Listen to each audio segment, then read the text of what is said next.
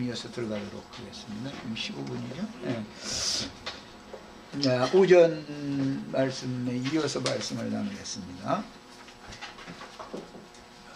로마교나 개신교 그리고 청교도들인 형제단에서 타락되어 영적 교만으로 충만한 독선적인 무리들 가운데에서 이기는 자들은 결국 그 영과 신부가 함께 말씀하시되 배고픈 자 목마른 자 다 와서 감추인 만나인 생명나무 열매를 얻어먹고 생명수를 받아 마시라고 초청하는 장자들의 교회로 나와서 끝까지 머물다가 거룩한 성 새 예루살렘으로 추수되는 참 제자들이니 이들은 매 세대마다 감춰진 무리들입니다. 이게 추수다. 예.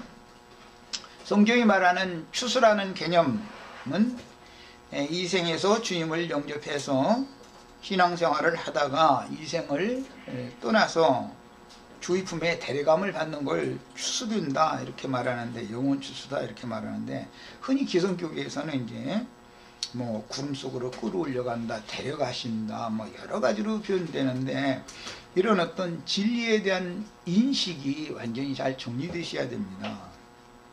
그것은 육신의 몸을 어떻게 하는 것이 아니고 위로부터 온 하나님께로부터 온 성분이 아니면 하나님의 나라에 들어갈 수 없는 것이기 때문에 구속받고 위로부터 온 거듭난 생명, 그 다음에 온전케 되어진 혼이, 즉 영혼이 하나님의 세계에 들어가는 것을 말하는 것이다.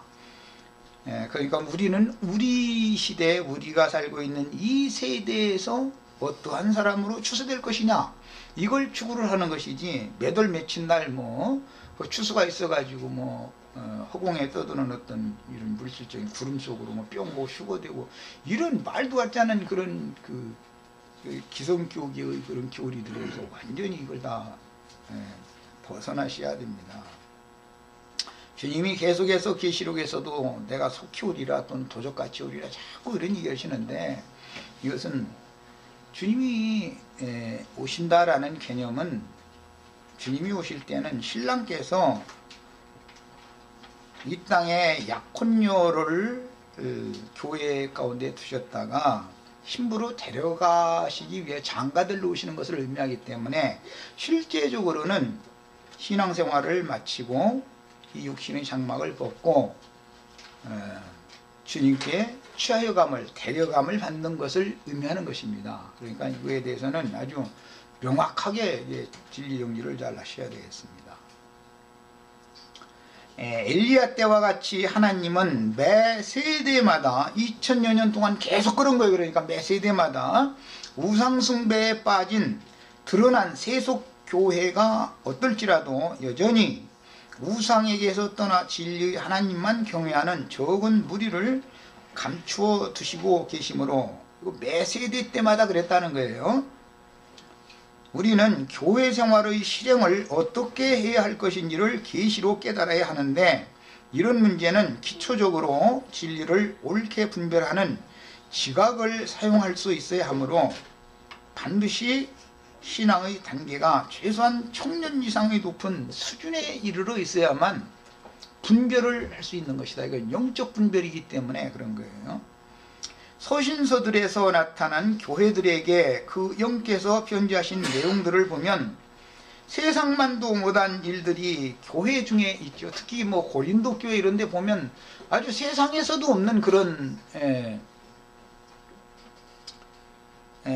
경우도 있었어요. 그러나 여전히 그걸 하나님 말씀에 의하면 고린도 교회의 상황이었다 이거예요. 그러니까 오늘날 기성교계는 교회는 심판날을 맞지 않고 그냥 다 휴거된다 이런 식으로 가르치고 있지만 그건 전부 거짓말입니다. 교회의 휴거라고 하는 말은 올익은 곡식의 휴거가 있고, 즉 데려가심이 있고, 그 다음에는 남은 자들을 익혀서 데려가시는 문제가 있기 때문에 교회의 추수도 종류가 다른 것이고, 그 다음에 교회의 추수가 먼저 있었으면은 가라지 무리의 단에 묶인 자들을 심판하는 심판이 당연히 뒤따르게 마련이고, 교회 중에 있었지만 제도권 교회라고 흔히 말하는 종교 조직에 매였던 자들은 전부 가라지 단에 묶인 자들이다라는 것에 대해서 확실한 깨달음이 다 있으셔야 되겠습니다. 일곱 교회 어느 교회든지 거기에 남아있으면 안 되는 거예요. 무조건 나와야 되는 거예요. 이기는 자가 되어져가지고. 그 다음에 문제들이 많은 세속 교계에서 진리를 분별할 수 있는 지각을 사용하도록 길러내신 후에 주님이 보내신 종들에게로 인도하여 빼내시고 비밀리에 양육하여 마지막에 추수하게 하시는 경영을 매 세대마다 반복해 오셨습니다. 그래서 지금 이방인의 때 전기간 동안 이방의 충만한 수를 지금 채워가고 있는 것이지요. 세상에 드러난 세속 교계인 일곱 교회들은 이기는 자들을 길러내는 모태와 같은 역할을 하는 것이지, 어떤 교회든지 모두가 이기는 자로 추수되는 것은 아니며, 당세 교회에서 양육을 받아 이기는 자로 자란 자라면 당연히 자기가 속했던 세속 교계에서는 나올 수밖에 없으며, 이기는 자들을 위하여 저희 주께서 예비하신 곳으로 가서 진리를 지키며 순수한 신앙생활을 실행하는 것을 추구하다가 주님의 데려가심을 받았었습니다. 그 다음에 가장 중요한 문제는 오늘의 우리는 어떤 실행을 해야 하는가라는 진리를 깨닫기 위해서 계시와 이상을 함께 보고 듣고 깨달아서 지각을 사용하여 진리를 옳게 분별할 수 있어야 하는데, 어떤 교회 생활을 실행하기 위해서는 반드시 성경에 나타난 가장 이상적인 신앙생활의 표대를 정해야 하며 확실한 증거를 가지고 교회 생활을 실행해야 합니다. 어떤 것을 우선은 먼저는 진리의 지식이 구비되어져야 되는 것이고, 그 진리의 지식으로 알아진 것을 실제 생활에 적용을 해서 교회 생활을 이제 실행을 해야 되는 거죠. 먼저는 이상을 볼 필요가 있고, 그 다음에는 교회 생활의 실행으로 들어가는 거예요. 우리는 일곱 교회들에게 그 영께서 하시는 말씀을 교리적으로 추구하기 전에 사도 요한에게 계시록에서 보여주시고 들려주신 확실한 계시를 살아생전에 실행하다가 추수되어야 하므로 2000여 년 전부터 매 세대마다 이런 방식으로 다 추수는 계속되었던 거예요. 이건 비밀스러운 것이죠. 기독교계에서는 추수가 지금 한 번도 없었던 걸로 지금 보고 있는 거죠. 그건 전부 잘못 믿고 있는 거죠. 2000여 년 동안 계속 일곱 교회들 중에서 이기는 자들을 빼내서 그 영과 신부가 오라고 하는 곳으로 가서 마지막 준비를 시켜가지고 데려가시고 마지막 준비를 시켜서 데려가시고 반복해왔다는 걸 꼭 이것을 깨달으셔야 됩니다. 그 다음에 과거의 세속 교계에서도 기라성 같은 수많은 별들이 나타났다가 사라졌는데, 그들은 자신들이 현재 실행하는 교회 생활의 부족한 점들과 문제점들을 지적하고 개선하려고 노력했지만 여전히 또 다른 종교 조직을 만들고 다음 세대에게 확실한 교회 생활에 대한 지침을 주지 못한 채 죽거나 사람의 생각을 따라서 다른 교리들을 지어내어 사람의 교훈을 교회의 토로 삼게 하는 그런 오류를 범했었습니다. 많은 이들은 사도시대 즉 초대교회 생활을 목표로 정해서 기독교는 개혁되어져야 된다라고 부르짖는 이들의 얘기를 가만히 들어보면 초대교회 생활로 돌아가야 된다 이런 말을 많이 합니다. 그러나 성경에서는 초대교회 생활로 돌아가라고 하는 말이 없습니다. 예를 들어서 우리가 고린도 교회 같은 생활을, 초대교회인데 그걸 해가지고 이기는 자가 되겠습니까? 그건 말이 안 되는 소리죠.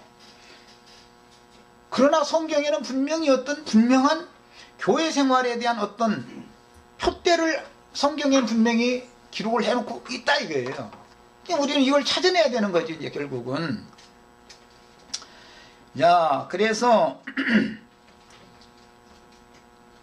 초대교회 생활은 많은 문제들이 있었고 오늘에 이르기까지 개혁을 거듭할 수밖에 없는 실행이었으므로 교회 생활의 실행에 대하여 우리는 광야로 나온 후 사흘이 지났을 때 예수님 때를 말하는 거예요. 이거는 예수님과 제자들의 신앙생활이 표대가 되어져야 된다. 난 이제 지금부터 이 얘기를 하는 거예요. 50명 혹은 100명씩 무리를 지어서 주님이 축사하신 떡과 생선을 제자들에게 나누어 먹인 광야 교회의 실행과 베다니 마을의 모임과 베다니 마을에서는 야간 집회만 있었었죠.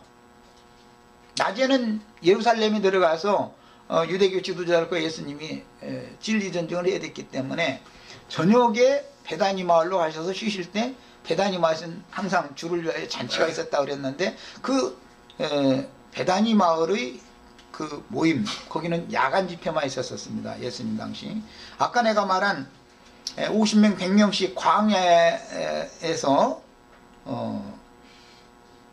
먹인 그 모임은 주간 집회였습니다. 그건 낮에 있었던 집회였어요. 그 다음에 최후로 갈릴리의 한 산에서 그 영광, 육신으로 오셨을 때는 두 가지 표본이 있었다 말이에요. 한 가지는 광야로 나왔을 때 주님을 따라서 나온 지가 사흘이 지났기 때문에 먹을 것이 없었었다고 그러고 제자들은 뭐 마을로 가서 먹을 걸 이제 구하러 갔다고 왔는데 이제 그런 얘기들이 나왔죠. 그런데 주님께서는 뭐 어린아이의 뭐 기독교계 이제 설교 제목으로 참 많이 하는 뭐 어린아이가 주님께 드렸던 뭐 보리떡 5개, 물고기 2마리 또는 보리떡 7개, 물고기 2마리를 가지고 축사를 해서 제자들에게 먼저 주신 다음에 제자들을 통해서 50명씩 100명씩 모인 무리들한테 가서 이게 나눠주게 했다. 뭐 충분히 먹고 12강주리 혹은 7강주리에 남았다. 이제 그럼 광야교회 생활의 실행은 그렇게 하는 거다라는 것을 이미 성경이 이제 암시를 다 해놓은 거다라는 말이에요. 거기에서 무슨 건축헌금을 내서 광야에 있는 사람 그 신자들에게 건축헌금 내서 예배당지 차라든지 뭐 그런 걸 한 적이 없습니다. 그러나 그것이 예수님이 이 생에서 살아생전에 광야교회 생활을 인도할 때의 실행은 암시가 그렇게 되어 있습니다. 그 다음에 마지막 죽음을 앞둔 마지막 한 주간, 이것은 이제 예수님의 마지막 유월절 절기가 있던 그 한 주간 동안은 예루살렘에서 예수님이 이제 7일 동안 생활을 하셨었기 때문에 그 한 주간 동안은 낮에는 예루살렘에 들어가셔서 유대교 교인들과 이렇게 진리 전쟁을 했고 한 주간이라고 그랬는데 실제는 2주간이죠. 밤에는 베다니 마을에 가셔서 야간 집회를 했습니다. 이제 예수님이 죽음을 앞둔 그 마지막 경점의 집회예요. 그 다음에 구속을 다 이루시고 부활 승천하셨다가 제자들에게 부탁을 하시기를 너희는 갈릴리 한 산에서 만나자고 해라. 막달라 마리아에게 이걸 전하라고 그랬죠. 내가 먼저 갈릴리로 가서 기다리겠다 그랬었어요. 자, 이제 오늘 우리는 그 영이 교회들에게 하는 말씀을 들으라 하는 이제 그 영과 모이는 제자들의 신앙생활이니까 갈릴리 한 산에 모이는 것이 굉장히 중요한 문제가 되겠죠. 그 영이 돼서 오신 주님은 예루살렘에서 모임을 가진 것도 아니고 광야에서 모임을 가진 것도 아니고 제자들과 갈릴리 한 산에서, 그 갈릴리는 제자들의 고향입니다. 그게 히브리서에 보면 더 좋은 본향이다 이제 이런 표현이 그 같은 용어인데, 사도들이 그때 당시 육신적으로는 그 영을 예루살렘에서 부음받은 다음에 전에 자신들이 그 태어나고 자라고 어부 생활하던 그 갈릴리 마을로 다시 돌아간 다음에 그 한 산에서 만났다는 거예요. 이제 거기 뭐 복음서에 보면 크고 높은 산이다 뭐 이제 여러 가지 산 얘기가 나왔는데, 그 성령과 제자들이 그 산에서 모이는 신앙생활을 잘 우리는 유념을 해야 된다.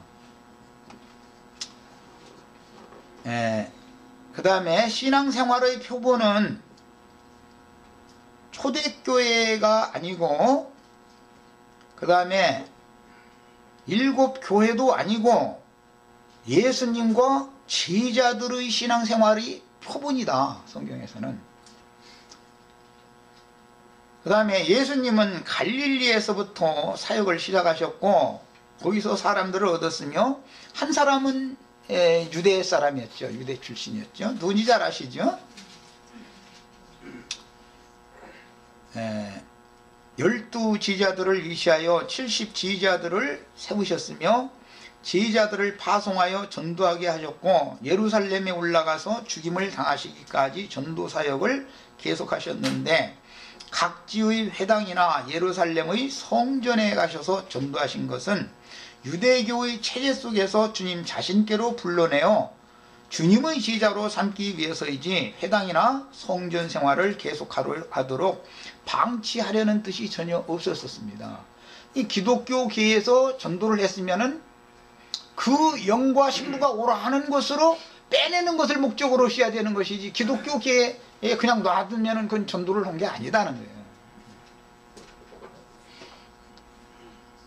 개혁을 외치는 사람들이 여전히 기독교계에 남아있으면서 개혁을 외치는 건 주님의 사역과는 맞지 않는다라는 걸 지금 말씀드린 거예요. 뭔 소리인지 아셨죠? 기독교계에도 개혁을 외치죠. 이건 기독교는 개혁돼야 된다, 다 외쳐요. 그러나 여전히 기독교에서 나오지는 않아요. 그럼 그건 개혁이 아니죠, 더 이상. 유대교에서 예수님께로 나와야 개혁이 되는 것이지, 유대교 안에 그냥 도로 주저앉아 있으면서 아무리 입만 떠들어가지고는 그건 다 소용없는 소리다. 그건 개혁이 아니죠. 그 다음에 오늘날 많은 개혁을 부르짖는 자들이 기본적으로 모든 것들을 완전하게 이미 개혁해 놓으신 사실을 믿지 않는 것이 문제죠. 율법 제도라고 하는 것은, 율법적인 신앙생활이라고 하는 것은 개혁할 때까지만 맡겨둔 것이고, 예수님이 오셔서 다 개혁을 했습니다. 더 이상의 개혁을 사람이 하라는 게 아니에요. 이미 이루어진 개혁 안에 우리가 들어가는 거예요. 주님께서 개혁을 이미 다 해놨어요. 사람이 뭘 또 개혁하는 게 절대 아니에요. 사람을 개혁할 수도 없는 거고, 또 개혁해봤자 그 사람의 종교 조직을 하나 만들어 놓은 결과밖에 안 나온다, 이 얘기를 지금 말씀드린 거예요. 그 다음에 주님의 말씀을 알아듣고 주님을 따르는 자들을 유대교 체제에서, 종교 조직에서 빼내신 후에는 예루살렘까지, 더 나가서 골고다 언덕의 제단까지, 더 나가서는 무덤과 감람산의 승천에까지, 더 나가서는 그 영으로 다시 오셔서 생명의 호흡을 새로 받고 능력으로 옷 입혀주심을 받기까지 인도하셨고, 최후로는 그 영이 되어 재림하신 후에 제자들의 원 고향이었던 예루살렘이 아니고 제자들의 고향 갈릴리 마을로 다시 그 영께서 인도를 했다라는 것을, 거기가 최종 종착지였다라는 걸 우린 잘 생각을 해봐야 되겠다. 예수님 생전 시의 주님과 제자들의 신앙생활을 잠깐 소개해드립니다. 예루살렘을 향하여 올라가시면서 얻어진 제자들을 데리고 팔레스타인 땅의 여러 지역들마다 기후, 풍토, 생활, 관습 등에 적용하는 신앙생활을 지도하셨으며, 특히 광야로 나온 지가 사흘이 된 때에 50명 혹은 100명씩 잔디에나 마른 땅에 앉히신 후에 보리떡과 숯불에 구운 생선을 축사하여 제자들에게 먼저 주시고, 광야에서 먹인 이 식물이 그 영이 되신 주님께서 제자들에게 동일한 걸 주셨죠. 갈릴리 바닷가에서 주님께서 거기서는 조반을 주심으로부터 다시 시작되지 않아요. 갈릴리 바닷가로 다시 돌아간 제자들에게 그것은 그 영께서 주시는 음식이었다. 그 다음에 물론 갈릴리 바닷가에서는 많은 무리가 처음에 주님이 사역을 시작하셨을 때 많은 무리가 주님의 말씀을 듣고자 하여 바닷가에 섰고, 주님은 제자들의 배를 빌려 타고 대중설교를 하셨었습니다. 처음에 사역의 시작 때. 그게 씨 뿌리는 비유의 말씀이었죠. 그런데 다 비유로만 말씀하셨고, 제자의 집에 들어가신 후에는 제자들이 종용이 그날 낮에 있었던 대중설교의 내용에 대하여 질문을 할 때 그 뜻을 풀어서 설명해 주셨으니, 대중설교의 목적은 들을 귀가 있는 자들을 불러내어 비밀스러운 양육을, 제자를 삼아서 비밀스러운 양육을 하려는 의도였지, 많은 청중 앞에서 오늘날 어떤 유명한 종교 지도자들과 같이 많은 청중들 앞에서 인기몰이를 하려는 그런 의도가 예수님에게는 전혀 없었습니다. 그럴 것 같으면 비유로 말할 필요가 없는 거죠. 그들에게 다 자기를 바라보고 자기가 왕 되는 것을 원했다면 예수님이 사역을 그렇게 할 필요가 없죠. 이런 걸 우리는 잘 생각해 봐야 되겠습니다. 그 다음에 두 번째는 예루살렘 성전과 감람산 기슭의 베다니 마을에 관한 이상인데, 예수님이 죽음을 앞둔 마지막 6월절에 예루살렘에 올라가셨을 때 그 한 주간은 참으로 힘들고 고된 기간이었는데, 성전에 들어가셔서 당시의 저명한 랍비들과 진리에 대한 논쟁을 하시고, 저녁 때에는 지친 몸을 이끌고 감람산 기슭의 베다니 마을에 가셔서 지자들과 함께 야간 집회를 하셨는데, 그 한 주간 동안 주신 말씀들이 복음서 내용의 대부분을 차지하는 겁니다. 그 한 주간 동안의 주고받은 내용들이 복음서 내용의 3분의 2 이상이죠. 유대교 지도자들에게 주신 말씀과 제자들에게 주신 말씀들을 성경에서는 명확하게 구분을 해서 복음서에 기록을 하고 있기 때문에, 또 제자들에게 일러가라사대 이렇게 하는 말을 유대인들에게 하시는 말씀과를 잘 구분해서 읽을 줄 알아야 된다는 거예요. 성전에서는 주님의 말씀을 대적하는 자들과 진리전쟁을 하셨으며, 베다니 마을에서는 제자들과 잔치를 하셨으니, 우리가 신앙생활을 어떻게 실행해야 할 것인지에 대해서도 여기에서 이상을 볼 수가 있습니다. 그 다음에 최후로 갈릴리의 한 산으로 가라고 지시하신 내용, 이것은 성경을 찾아 읽겠습니다. 마태복음 26장 31절로 32절 읽겠습니다.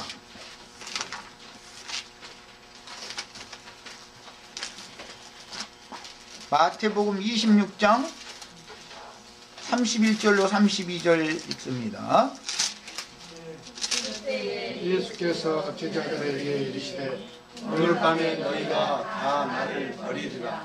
기록된 바 내가 목자를 치리니 양의 떼가 흩어지리라 하였느니라.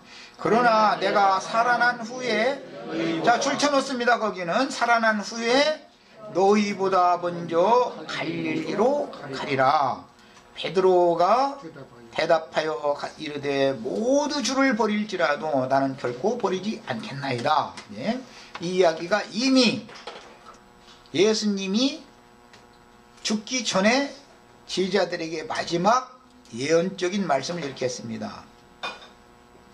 목자를 치면 너희는 다 흩어질 건데, 그러나 내가 살아난 후에는 너희보다 먼저 갈릴리로 가겠다라고 제자들에게 미리 말해뒀습니다. 자, 이제 부활의 날에 대한 말씀을 읽어봅니다. 28장 6절로 10절 읽습니다. 부활의 날 새벽 미명에 막달라 마리아에게 하시는 말씀이에요.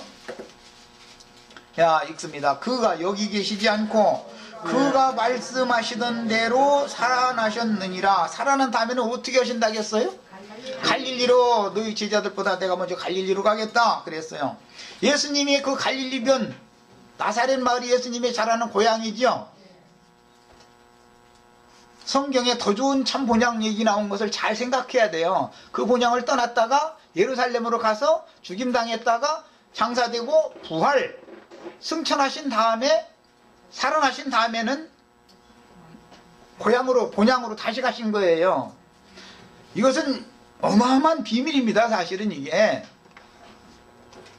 예수님의 더 좋은 참분양이라는 것은 사실은 아브라함과 그 믿음의 후손들을 위하여 하늘의 시온산에 세운 새 예루살렘을 상징하는 거예요. 그것을 더 좋은 분양이다, 이렇게 히브리서에서는 이렇게 해석해 놨어요. 예수님의 땅의 분양을 떠나서 예루살렘에 가서 땅의 예루살렘에서는 죽고 장사되고 승천하신 다음에 예수님의 고향 지지자들이 고향으로 갔단 말이야. 우리 옛 고향에서 만나자 그랬다 이 말이에요. 더 읽어나가겠습니다. 그가 여기 계시지 않고 그가 말씀하시던 대로 살아나셨느니라. 와서 그가 누우셨던 곳을 보라. 또 빨리 가서 그의 지지자들에게 이르되 그가 죽은 자 가운데서 살아나셨고 줄쳐놓습니다. 너희보다 먼저 갈릴리로 가시나니 거기서 너희가 배우리라 하라. 이랬습니다. 이미 26장에서 예언이 됐던 말씀이죠. 예수님이 땅의 고향을 떠나서 예루살렘으로 가서 예루살렘에서는 죽고 장사되고 부활 승천하셨다가 살아나신 다음에는 지지자들을 주님의 고향인 갈릴리로 가셨어요. 먼저 가셔서 지지자들이 오기를 기다리는 거예요. 지금 상황이 이렇습니다. 16절 읽겠습니다. 28장 16절. 11 지지자가 갈릴리에 가서 예수께서 지시하신 산에 이르러 예수를 배웠고 경배하나 아직도 의심하는 사람들이 있더라. 예수께서 나와 말씀하여 이르시되, 어디에서 하시는 말씀이, 말씀은 갈릴리의 산에서 말씀하시는 거예요. 하늘과 땅의 모든 권세를 내게 주셨으니, 갈릴리 고향 마을에서 하는 말씀이에요. 이게 그 산에서 지자들 만나가지고 하는 말씀이에요. 너희는 가서 모든 민족을 지자로 삼아 아버지와 아들과 성령의 이름으로 세례를 베풀고 내가 너희에게 분부한 모든 것을 가르쳐 지키게 할지어다. 보라, 내가 세상 끝날까지 너희와 항상 함께 있으리라 하시니라 그랬어요. 자, 여기 나오는 세상 끝날이라고 하는 것은 육신적으로 지자들이 자기 생애를 마치고 죽는 날이 각자의 세상 끝날이죠. 베드로의 세상 끝날은 베드로가 죽는 날이죠.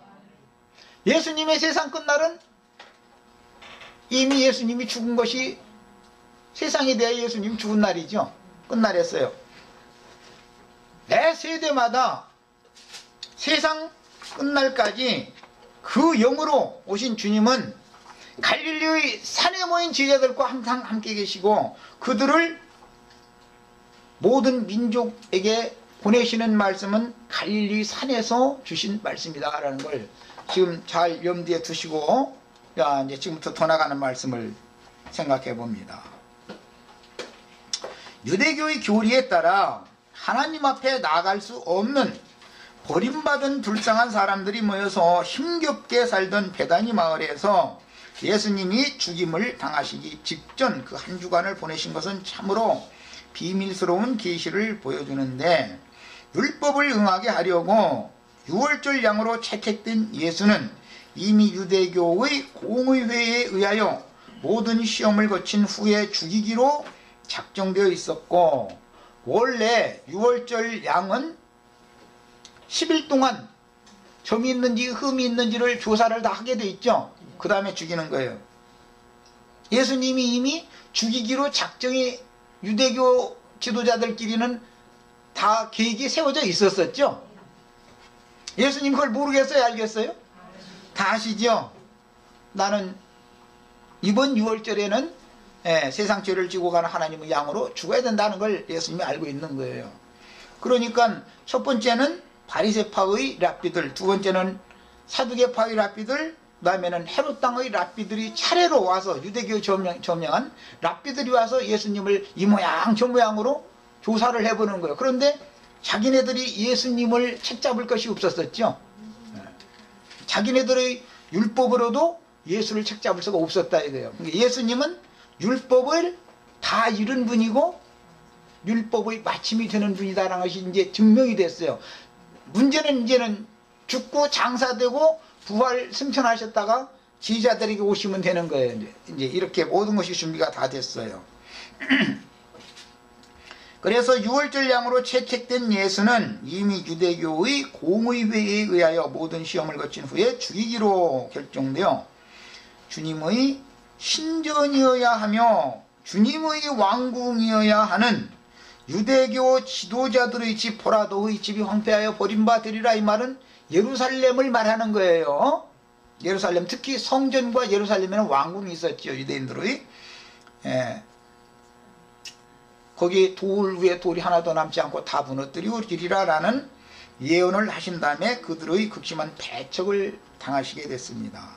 대제사장이시며 유대인의 왕이신 예수님은 그렇게 배척당하셨지만 유대교의 기득권자들에 의하여 맡겨서 하나님 앞에 나가 제사할 수도 없었던 가난한 자들의 마을인 베다니에서는 영접을 받으셨으며, 사실은 예루살렘 성전이나 헤롯 왕궁이라고 하는 것이 예수님이 거해야 되는 집이죠, 그게. 그런데 거기에서는 땅의 왕궁과 땅의 성전에서는 배척을 받았다는 거예요. 그러면 이제는 하늘의 왕궁과 하늘의 성전에 가서는 영접을 받아야 되겠죠?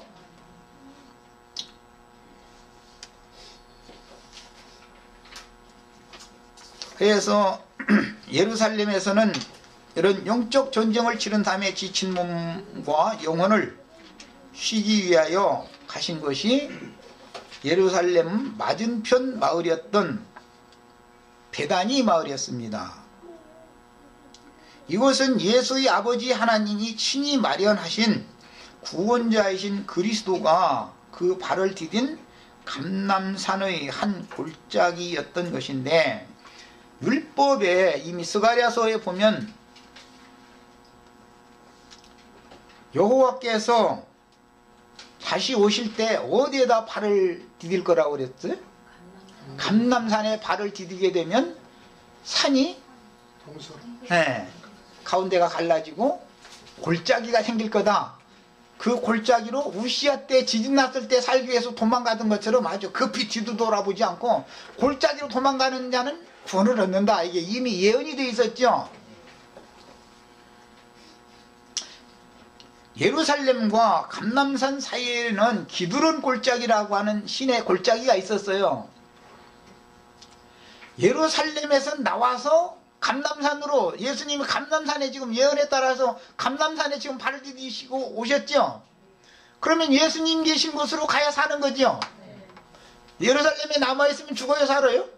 죽는 거예요, 멸망받는 거예요.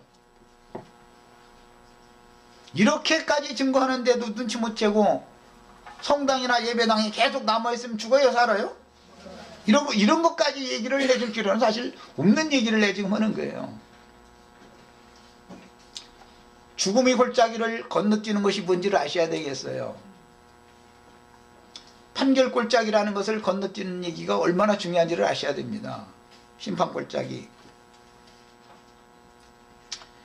그 다음에 끝내 예루살렘에 남아서 예수를 대적한 자들은 멸망당하고 주님께서 발을 디딘 감람산 골짜기를 실현하는 베다니 집에 주님을 영접한 소수의 무리들을 그들 가운데 도망가면, 그때 당시 유대인들이 사는 길은 그거다 이거예요.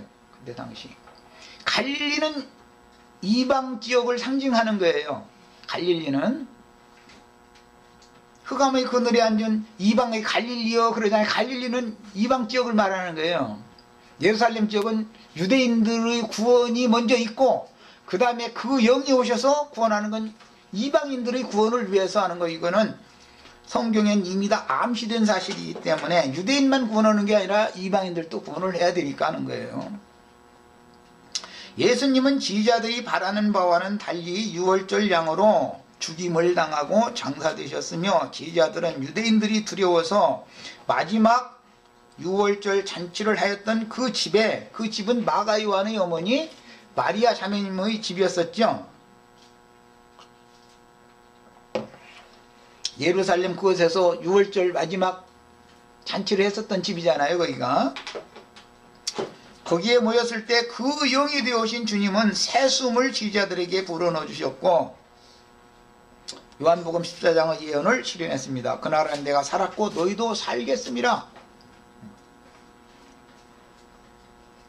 실현이 되었고 능력으로 옷을 입혀 주기까지 예루살렘에 머물라고 누가복음에 이렇게 되어 있죠. 누가복음 14장 말미에는 능력으로 입혀 주기까지 이것을 떠나지 말고 예루살렘 머물라 그랬습니다. 그래서 오순절 때까지 제자들이 그곳에 머물러서 약속의 성령이 임했고 그것은 능력으로 옷 입혀진 거였어요. 그 다음에 사도들이 이제 전도를 시작해서 이제 초막절부터 시작해서 전도가 시작된 거죠. 초실절로 오셨던 예수님이 오순절 때 다시 그 영으로 능력의 영으로 오셨기 때문에 예루살렘에서 사람들을 얻기 시작했고 예루살렘 교회 생활이 시작되었지만 당시 예루살렘 교회의 실행은 주님이 원하는 실행이 아니었습니다. 그러니까 초대교회는 주님이 원하는 교회가 아니었다라는 걸 잘 아셔야 되겠어요. 그 후로 예루살렘에서는 이제 박해가 일어나니 제자들은 흩어지게 되었고 예루살렘의 교회 생활은 유야무야하게 되었으며 사도행전 15장까지는 예루살렘 교회가 존재하죠. 예루살렘에서 장로들 회의가 있었고 이방 땅에 있는 교회들에게 편지도 보내고 그랬잖아요. 그러나 사도행전 16장 이후에는 예루살렘 교회 기간이 안 나오죠. 머지않아서 로마를 통해서 예루살렘의 남은 자들을 심판하실 것이 이미 예언이 되었으나 제자들은 그 예언을 잊고 있었지만 박해가 일어나니까 할 수 없이 살아남기 위해서 박해를 피해서 고향으로 내려갔으니 드디어 부활하여 승천하셨다가 그 영으로 재림하신 예수님이 내가 너희보다 먼저 갈릴리로 내려갈 것이라고 예언하셨던 말씀이 그때서 생각이 났고 약속하셨던 한 산에서 모임을 갖기 시작하였습니다. 더 좋은 본향을 찾는 참지자들은 두 번째 고향으로 돌아가는 것은 비유다 이 말이에요. 그 영으로 재림하여 제자들과 함께 신령한 모임을 실현하신 갈릴리의 한 산에 모이는 실행의 의미를 깊이 깨달아 아브라함의 후손 영적 장자들을 위하여 신이 세우시며 경영하실 터가 있는 하늘의 시온산에 세운 한 성에 이른 신앙생활을 우리는 이상을 따라서 실행을 해야 합니다. 우리는 감남산의 베다니 마을에서 주님과 제자들이 어떻게 모였는지 오늘의 신앙생활에 적용할 줄 알아야 하고 또 광야 기간 동안은 또 어떻게 모였는지도 이걸 적용할 줄 알아야 하고 그 다음에 그 영과 제자들은 어떤 모임을 가졌는지에 대한 이상을 이생의 남은 교회에 남은 광야 교회 생활로 실행해야만 세상 교회를 심판하시는 그날에 일곱 불대접을 세상 교회들과 세상 나라들에게 쏟아붓는 심판주를 동역하는 동역자들이 될 수가 있습니다. 해를 입은 이적의 여자가 낳은 아들들은 용에게 삼킨바가 되어 승천하고 그 후로는 짐승의 때가 이어지므로 반드시 두 증인들이 저희 주께서 죽임을 당하신 것, 주께서 죽임당하신 것은 어디 갈릴리에서 죽었어요? 예루살렘 죽었어요? 저희 주께서 죽임당하신 곳에서 두 증인들도 죽임을 당하고 승천한 후에 짐승의 때 후반부 제자들 1260일 동안 사역을 하는 후에 죽지요. 마지막 한 일의 전반부단 말이에요. 그 다음에 42달 동안이라고 하는 또 그 기간 동안은 저희 주께서 여자의 남은 자손들을 비밀스러운 것으로 인도에다가 독수리 두 날개로 업어다가 인도를 해다가 광야 자기 곳에서 뱀의 낯을 피하여 또 1260일 동안을 양육을 한 다음에 마지막 주수를 하는 걸로 돼 있어요. 그러니까 이제 마지막 한 일이라는 것을 이렇게 실현하는 거죠. 두 증인들이 말씀을 전하다가 죽을 때 그 전에 같이 그렇게 되면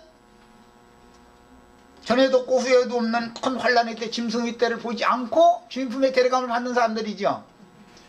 막상 살아남은 사람들이랄지라도 끝내 짐승의 표를 받지 않으면 다 죽여준다고 그랬어요.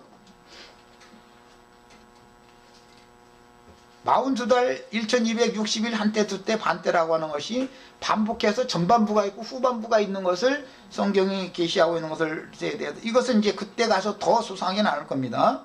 70일에 관한 이상과 이제 겹쳐서 지기 때문에 오늘 이건 하기는 어렵습니다.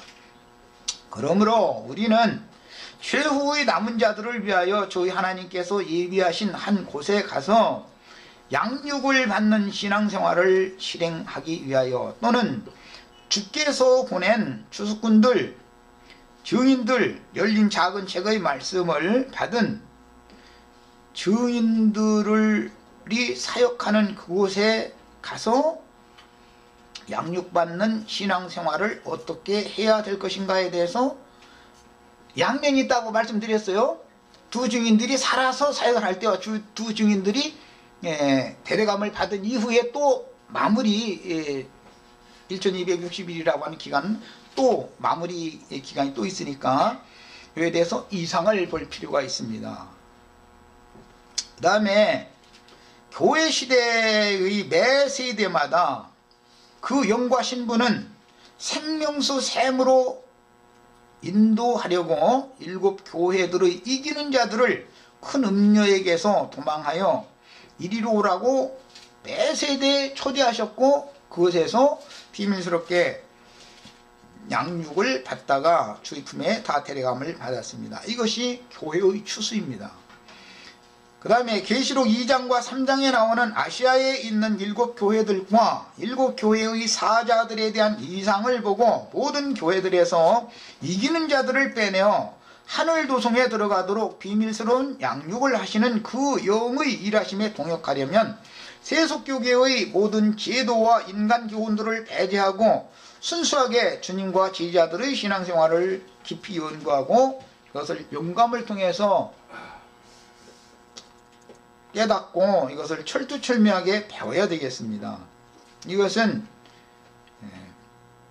영을 분별하는 영감이 필요한 거예요.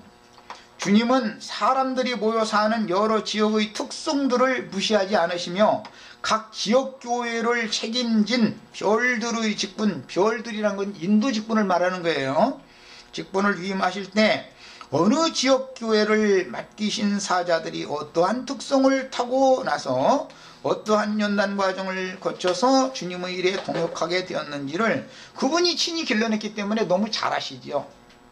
그리고 어떤 지역의 어떤 양무리들이 세상에서 어떤 환경에서 어떻게 태어나고 어떻게 자라고 어떻게 신앙에 입문했고 어떤 것들을 거쳐서 궁극적으로 추수꾼들에게까지 붙여지게 됐는지 하는 것도 주님은 너무 잘 아시죠. 주님이 모르고 어떤 일을 행하시는 일은 절대 없습니다. 여러 번 말씀드리지만 어떤 양은 어떤 목자에게 맡기는 것은 하나님의 절대 주권에 속한 문제입니다. 그 다음에 주님은 어떤 양들이 어느 지역에서 거주하도록 안배하시며 어떤 인도자에게 맡겨야 할지를 결정하시므로 어떤 지역 교회의 행정을 누군가가 획일적으로 통제하려고 하지 못하게 하시지만 더러 나타나는 탁월한 은사자는 복음서 같은 데서는 그 물을 휘젓는 천사가 내려온다 그랬는데 그런 어떤 탁월한 은사를 가진 사람이 와서 물을 동하게 하면은 그 사람을 자꾸 바라보고 이렇게 하면 안 된다는 거예요. 그래서 사람들은 야심을 갖고 있기 때문에 하나님의 일이라 그것은 핑계일 뿐이고 모든 지역 교회들을 자기 수중에 놓고 행정을 통일시켜서 자기 주관하에 두고자 하는 그런 야심에 의하여 그리스도의 다양성을 침해하고 탁월한 은사를 가지고 있을지라도 그가 사역하는 지역 교회와 그 은사자 자신을 마귀에게 주어버리고 그 영의 인도에 순종하는 어떤 새로운 인도자를 반드시 세우셔야 하는 것이다. 이것을 7 교회의 말씀에서 에베소 교회 첫 번째 나올 때 보면은 내가 촛대로 옮기겠다 이랬어요. 그것은 에베소 교회를 주님이 떠난다 그 말이겠죠, 당연히. 그러면 주님이 하는 대로 가야 되는 거예요, 우리는. 어쨌든 간에. 자, 모든 교회들의 생활 관습과 기후 풍토에 따른 생활 환경들과 또 다른 다양한 특성들을 무시하고 탁월한 은사를 가진 인간의 야심에 의하여 교회가 통제되고 획일적인 행정으로 사람이 여러 지역교회들을 간섭하고 다스리고자 할 때 그 영은 당연히 그런 교회를 버리고 주님이 교회들의 주관자가 되셔야 되는 것이지, 사람이 교회들을 주관하려 할 때는 주님은 당연히 그 교회를 버리고 떠날 수밖에 없게 되는 거다라는 걸 배워야 되겠습니다. 시간이 다 돼서 이게 좀 남았는데 이걸 다 하지 못하고 다음 시간에 조금 더 남은 부분을 추가하고서 2장으로 넘어가도록 하겠습니다. 자, 기도하고 마칩니다.